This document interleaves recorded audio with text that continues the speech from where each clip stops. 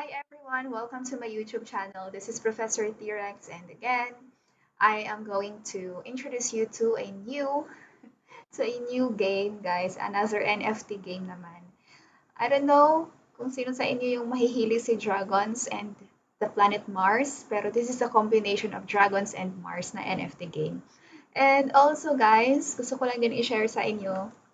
I don't know if you're familiar with ta si Toothless. Ayan. So, nandito si Toothless, guys, sa game na to. Actually, name niya lang na Toothless. Hindi talaga si Toothless, no, exactly. Doon sa movie na How to Train Your Dragon. But anyway, gusto ko lang ipakita sa inyo yung aking dalawang dragons na nabili ko. Actually, nakuha ko sa Jollibee. Yung sa Happy Meal nila. Ayan. So, sige, let's start, no? Regarding this new NFT game na Binamars.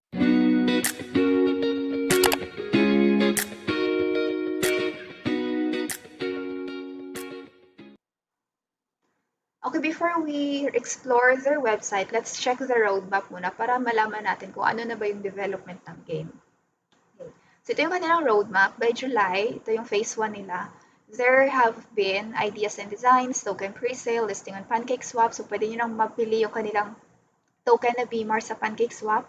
Lock staking launch. So may staking, may farming na, NFT shop launch, and marketplace also. So pwede ka nang bumili doon sa kanilang marketplace. Later, I will show you. By phase 2, sa August 2021, magkakaroon sila ng marketing campaign, design more characters, release map of Mars, ayan, no?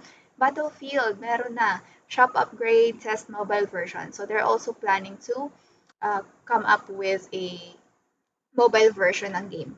And then by phase 3, at the end of the year, there will be partnerships, equipment enhancements, Android guys and iOS version, CEX listing, game integration on other operating systems, multi-chain ETH and dot versions via Polka Foundry, and more updates pa. Okay, so yun yung i-expect natin. So ngayon, mag-phase 2 na sila no by August. So magkakaroon na ng Battlefield. So if you're interested in this game, this is the best time for you to start, no? Yeah, to start creating your account in Binamar. Ayan. So ano ba yung requirements, no, para para makapaglaro tayo ng BMARS. Ayan. So number one requirement, guys, will be your MetaMask wallet kasi kakailanganin mong i-connect ang iyong MetaMask wallet sa game na ito. And then you need to secure, no, a minimum of 2,000 BMARS token to start the game. So kailangan holder ka ng kanilang token. Okay, so 2,000 BMARS, ang isang token nila, guys, is $0.217881. So, kung ipipeso natin siya, nasa around 10 pesos siya. And if you are required to secure 2,000 BMARS, you need a capital of 20,000 pesos now for you to start the game. So, sa mga nakaka-afford ng 20,000 dyan, you can go for this game if you're interested. Pero sa mga hindi kaya, huwag naman nating pilitin kasi masakit. Alright, so yan yung requirement nila, minimum requirement nila yung MetaMask and then at least 2,000 BMARS token in your wallet. Okay? And then, ayun, yung kanilang pinaka-main token, guys, is the BMARS or Binamars token. So ito yung mission natin, no, if ever you want to play this game. The mission will be to send dragon eggs to Mars and then hatch them, no, with the element na Binamars and raise them in farms until they become adult dragons. So while on the farm, it will produce elemental Binamars. So bibili ka pa lang ng eggs. Okay, bibili ka ng eggs, ipapahatch mo siya doon sa Mars. And then while nasa farm sila, magpo-produce na yung dragons mo ng BMARS, no? Ng BMARS token. So you can earn, no, by just nurturing pa lang the dragons. Diba? Okay na rin siya. At least, wala pa lang siyang battle, meron na siyang pinuproduce na token na BMARS. What if magmahal yung BMARS token in the future? Kasi ang pagkakaalam ko, deflationary si BMARS token. So yung si deflationary, there is a high tendency that the value of the token would really go higher in the future.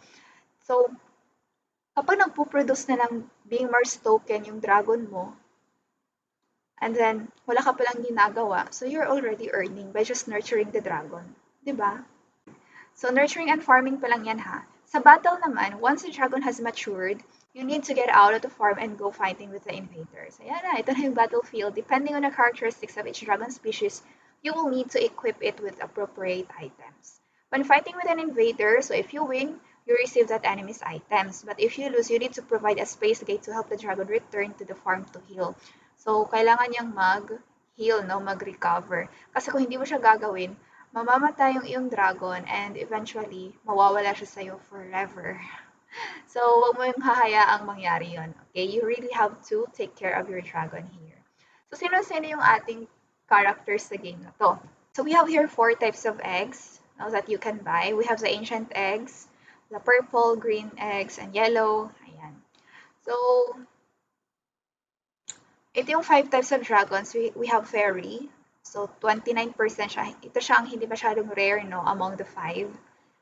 A small dragon with colorful appearance with its body contains a lot of hallucinogenic toxins. So, ayan si Fairy. Very cute. Pang babae. Si Toothless, ayan, yung sabi ko kanina. Tada! So, chance to appear 26%. Hindi rin siya ganun ka-rare, no? A dragon with no teeth, 4 legs, and wings. Ayan. And then, we also have horn. And 23% naman. Si Kirin, 20%. Ito yung pinaka-rare. Si Mars, 2% lang siya. Tsaka siya yung pinakamahal sa marketplace, guys. Chinek ko na yung kanilang prices doon.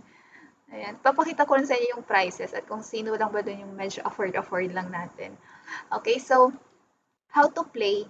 So, players need to buy eggs for 2,000 Binamars tokens at the shop. So, meron na, no? Available na siya ngayon sa shop, guys, yung egg na ito. And then by step 2, hatch the egg in the inventory. So you will need 5 Binamars, so that's 50 pesos, no? To stimulate the eggs and of course crack it. And then after mo ma-stimulate yung egg, it will randomly spawn one no, among the 5 types of dragons. So users need to go to the farm, select the corresponding farm, and do stake to cultivate it and get rewards Binamars token per block. So yung stake mo, guys, is yung dragon mo. Okay? At mapupunta siya sa kanilang staking program. And then after 15 days, ayan, 15 days lang, dragons raised on the farm will mature and then the users needs to unstake them and then, of course, prepare them for the battlefield. So, ganun lang siya. Ganun lang laruin yung game na to. Okay, so ito yung kanilang shop. At the moment, guys, ang available pa lang sa kanila na egg is the ancient egg, no, which costs 2,000 Binamars. So, sa peso, 20,000 pesos, no? Itong isang egg na to. So, ito ang kanilang marketplace, guys. Ayan. We have here si Fairy, Horn, Toothless. Actually, yung pinakamurang nakita ko, ito si Fairy, na si 990 Binamars lang siya, no? So, sa peso, nasa 9,900 pesos siya. So, meron ka ng isang dragon at 9,900. So, medyo malaki yung kakailanganin mong capital for you to be able to play this game, no? So, ito yung kanilang NFT farming, guys. So, after mong makabili ng isang dragon, let's say isang dragon lang yung kaya natin, ayan, pwede mo siyang stake dito, let's say si Fairy, ayan. So, 623% yung kanyang APY, no? So, mga ilang Binamars kaya yung matatanggap mo dyan. Si Toothless naman, ayan, 563. Ayan, itong pinakamalaki, oh, si Mars, 17,000%, no, yung kanyang, yung APY niya. Diba? Sobrang laki. Ayan. So, pagbili mo ng isang dragon, stake mo lang siya dito, mag-i-earn ka na, which is not bad. This can be a passive income already. Tapos, once the battlefield is ready, mag-i-earn ka pa ng Binamars token once you win the battles. Diba? Not bad. So, meron din silang locked staking. Ayan, sa kanilang locked staking, pwede mong stake dito yung Binamars mo. Ayan, how many days? You can choose to 7, 14, 30, tsaka yung kanyang ROI. And return of investment. So, you will get 4%, no, of the amount you stake here. Let's say, nasa 1,100 Binamars. So, you will get 4 Binamars in return. So, ganun lang. Approve stake mo lang siya.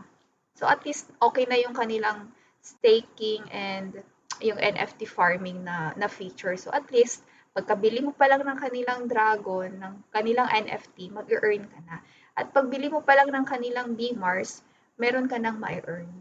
Okay, when it comes naman guys sa kanilang battlefield, coming soon pa siya. So, hintay-hintay lang muna tayo, no, kung kailan na siya pwedeng ma-access ng players. And also, if you want to be updated, ayan, punta lang kayo sa kanilang Twitter. Nagpo-post naman sila ng updates. Okay, so ganun lang. And then basa-basa na lang din tayo ng kanilang medium. Ayan, for us to be more updated regarding the game. So, and guys, thank you so much for watching, and I hope that this video has helped you, no? Has helped you. And if you're new to my channel, please click like and subscribe to my channel. Thank you so much and have a great day, everyone. Bye!